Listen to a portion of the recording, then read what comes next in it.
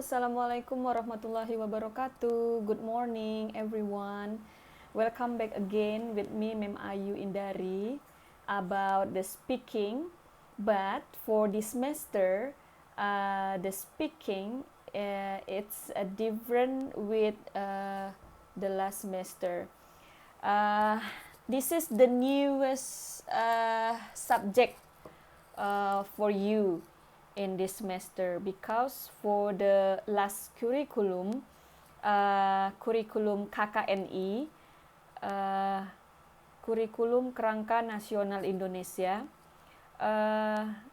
focus on student active in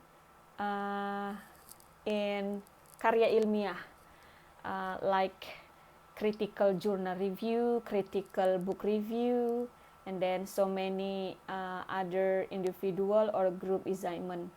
But for this, the newest curriculum for your period, the curriculum we call it in Kampus Merdeka, Merdeka Belajar, Kampus Merdeka, Merdeka Belajar. So the subject gets the new one for the last curriculum. So today is our first meeting in this subjects. So I introduced for this subject for the first time. Our subject name is Speaking for Social Intercultural Communication. Okay. I explain a little bit about this subject. What is speaking for social intercultural communication for? If we are talking about speaking, last semester you already have studied about speaking area, how to manage your basically skills, especially in speaking. As we know that in English you have to study about reading skills, writing skills, and then listening skills, and the last area is speaking skills. Speaking is unique for another skills in English. Why I call it unique? Because in speaking you need to practice. You cannot stand by yourself. It should be proof that you know about skills in English in speaking. And then after you prove yourself to mastering 4 skills in English, after you prove or practice in speaking, so you still need these skills wherever you go and whenever you do in daily interaction. So the next chapter, after you prove 4 skills in English, you can get the benefit to more active in linguistics. So this subject focus speaking in another area. As we know that our campus Esteqib Budidaya Binjai, it is located in the suburb area, not in the center of the area. Because North Sumatra, the capital city is in Medan, but Binjai, this is the suburb area in North Sumatra. The characteristic for this campus is this is about intercultural. That means the characteristic people study in Estekip Budidaya, it's so many culture background. So this subject focus to talk about social interaction between people and culture. So that's the key in this subject comes to you for this semester. Another function of this subject is for one of the function in Kampus Merdeka and Merdeka Belajar, the function is to find out the local culture. In bahasa we call kearifan lokal, special for Estekip Budidaya Binjai.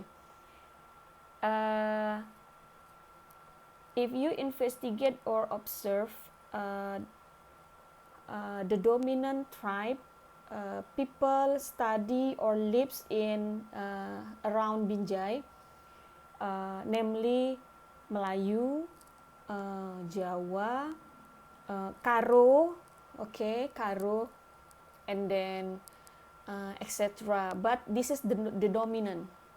I think this is the dominant. But if you can find out more about the tribe, that's about your job.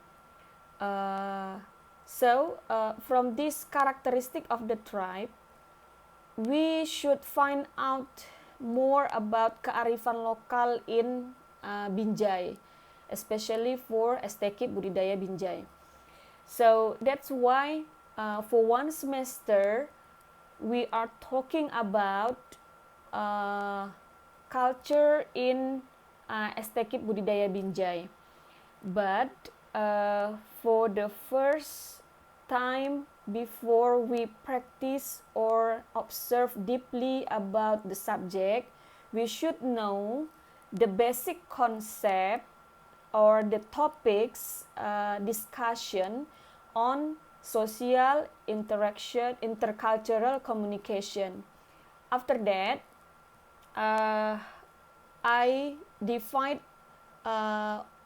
to a special time to get the practice about after you studied about the concept. That's the key for my subject. So I already make the course outline for this subject. I think you can read clearly because I share on WhatsApp group about the course outline. So the first one is the first one of my procedures. This is about your attendance. I got my experience for the last semester. For your class, you have more than 25 students in the second semester. Some of you are a teacher in the class, in the school, but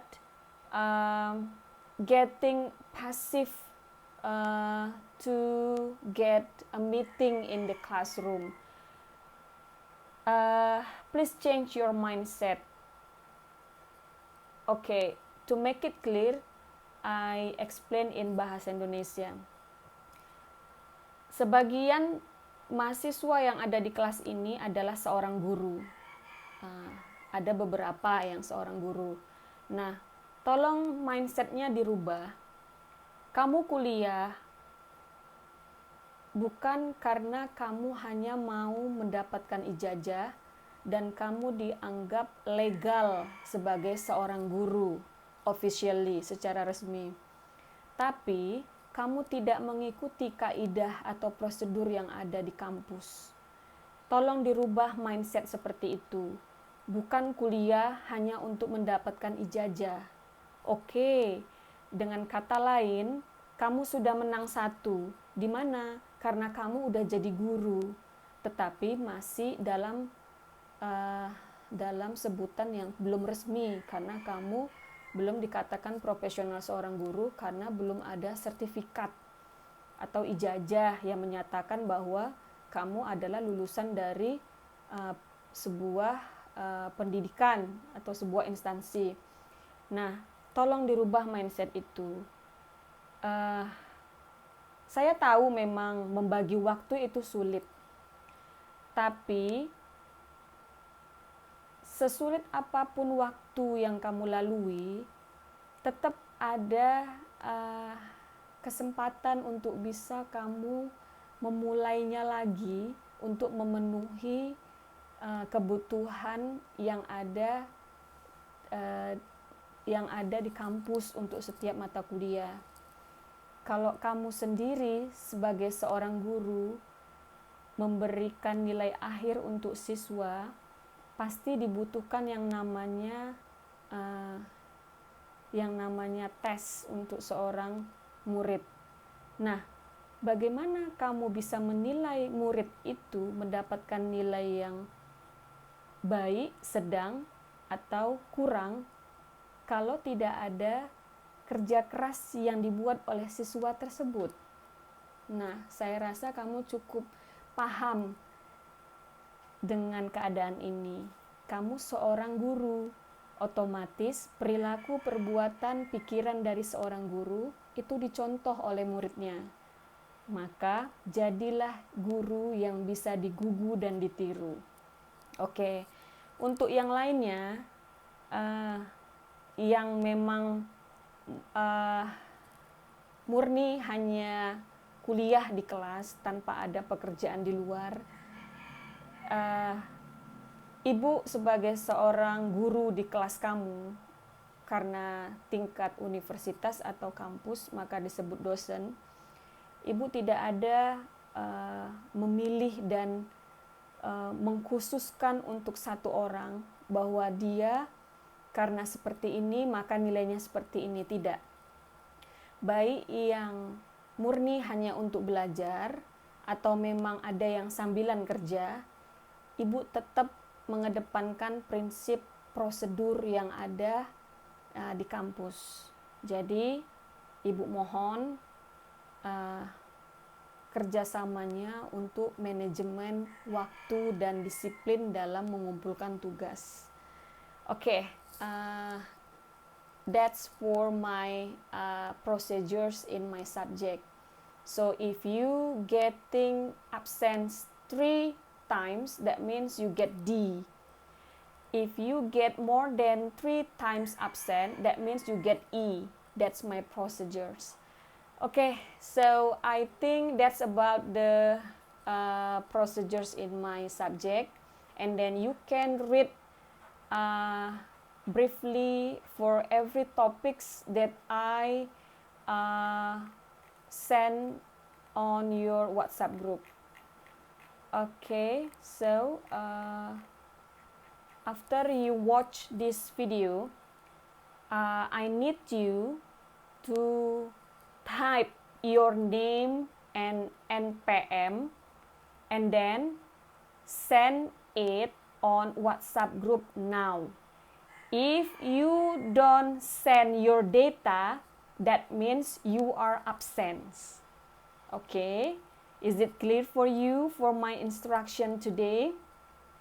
After you drop your data on WhatsApp group, I check your name to be my attendance for your first meeting. After that, I divide you into group. Okay, into group. It consists of 9 group. So I divide you into 9 group. And then for next week, please give the presentation for the first group presentation. The title already clear. I share on course outline on WhatsApp group. Okay, I think that's all for today. And then next week our meeting still online. So please update your WhatsApp group to know about the information in our subject. Thank you. Assalamualaikum warahmatullahi wabarakatuh.